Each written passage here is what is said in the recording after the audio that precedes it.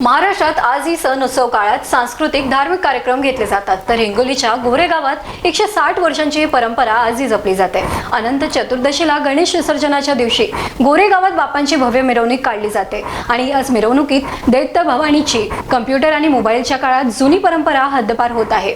लोक विसरत चालले आहे पारंपरिक खेळ। त्यामुळे माजी आमदार भाऊराव पाटील गोरेगावकर यांनी या पारंपरिक खेळाला जोपासत गोरेगाव या ठिकाणी अनंत चतुर्दशीच्या दिवशी दैत्य आणि भवानी यांचा खेळ गणपती विसर्जनाच्या मिरवणुकीमध्ये आयोजित केला।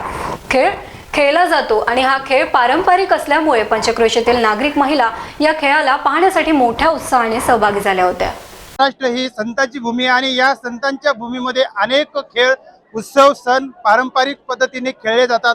आपण अशाच एका गावामध्ये आहोत, गोरेगावामध्ये। या ठिकाणी दैत्य भवानीचा खेळ हा 150 वर्षापूर्वीपासून चालतो आणि या खेळाला अविरत चालवण्यासाठी हिंगोलीचे माजी आमदार भाऊराव पाटील गोरेगावकर यांनी कार्य केलेले आहे। त्यांनी तो पारंपरिक खेळ पुढे चालवण्याचं कार्य केलेलं आहे। आज आपण त्याच्याकडून जाणून घेऊयात की पारंपरिक भवानी दैत्याचा खेळ काय आहे आणि कशा पद्धतीने खेळला जातात। भाऊ, काय सांगाल? हा दैत्य भवानीचा खेळ आहे, याची काय पारंपरिक काय इतिहास आहे, काय सांगाल? गावामध्ये जेव्हा गणपती बसवला जातो आणि शेवटच्या 10व्या दिवशी जेव्हा गणपती उठवण्याचा जो दिवस असतो, त्या दिवशी या ठिकाणी दैत्य भवानीचं या ठिकाणी पारंपरिक गेल्या 300-400 वर्षापासून 300 वर्ष म्हटलं तरी वाव ठरणार नाही। आमच्या 5-6 पिढ्या झाल्या तेव्हापासून हा कार्यक्रम या ठिकाणी सुरू असतो। दैत्य भवानीचा कार्यक्रम एवढा पाहण्यासारखा असतो की आजूबाजूचे 30-40 गावचे लोकसुद्धा हे कार्यक्रम पाहण्यासाठी या ठिकाणी येत असतात। आणि हा कार्यक्रम आम्ही गेल्या अनेक वर्षापासून जोपासत आलो, पुढेसुद्धा जोपासत राहू। वास्तविक पाहता हे टी-व्हीचं युग, हे कॅम्प्युटरचं युग, हे मोबाईलचं युग आणि या युगात सुद्धा आपण पाहिलं असेल बहुसंख्य हजारोच्या संख्येनं लोक या ठिकाणी येतात आणि आतुरतेनं वाट पाहतात की गणपती कधी येणार आणि गणपती आल्यानंतर दैत्य भवानीचं या ठिकाणी कधी निघणार वाट पाहत असतात। आमच्याच भावकीतील आमचे काका दासरावजी पाटील हे दरवर्षी या ठिकाणी याचं नियोजन या ठिकाणी करतात आणि त्यांचं नियंत्रण त्या दैत्य भवानीवर असते आणि ही परंपरा आम्ही कायम 5-6 पिढ्यापासून कायम ठेवली आहे। निश्चितच ही पारंपरिक खेळ जो आहे तो जोपासण्याचं काम अजूनही आपल्यासोबत एक बापू आहेत।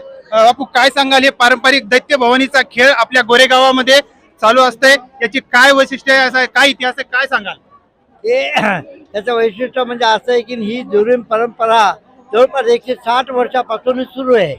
मग मी सांगितलं की पहिल्यानं गणपती म्हणजे काय व्हायचे की देव व्हायचे।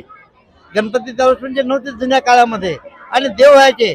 पहिला गणपती, दुसऱ्या दिवशी मारुती, तिसऱ्या दिवशी गरुड, चौथ्या दिवशी ब्रह्मदेव, महादेव आणि कृष्ण, असे 6 देव व्हायचे। आणि मग 6 दिवसांनी मग 7व्या दिवशी कृष्ण निघाला, त्या दिवशी सगळे देव निघायचे आणि मग 7व्या दिवशी गणेश निघायचा आणि भवानी निघायची। गणेश हे गणपतीच्या बरोबर भवानी काढायचे आणि मग हे भवानी आणि दैत्य काढून हे म्हणजे पहिली परंपरापासून ही सुरू येतात त्याच्या दैत्य भवानीची। हो, आणि हे खेळ पाहण्यासाठी कुठून लोक येतात? हे परगावून सगळे लोक जेवढा माहिती आहे पहिल्यापासून परगावून खूप लोक पाहायला येतात आणि आमच्या जे काही मुली वगैरे दिल्या त्या पण सगळे या ठिकाणी म्हणजे पाहायला येतात, या ठिकाणी सगळं पाहायला येतात ते। हो, तर निश्चितच ह्या गावामध्ये पंचक्रोशीतील हे दैत्य भवानीचा खेळ अनंत चतुर्दशीच्या दिवशी या ठिकाणी होत असतो आणि हे पाहण्यासाठी अनेक पंचक्रोशीतील लोक या ठिकाणी येत असतात आणि या खेळाची जे आनंद लुटत असतात।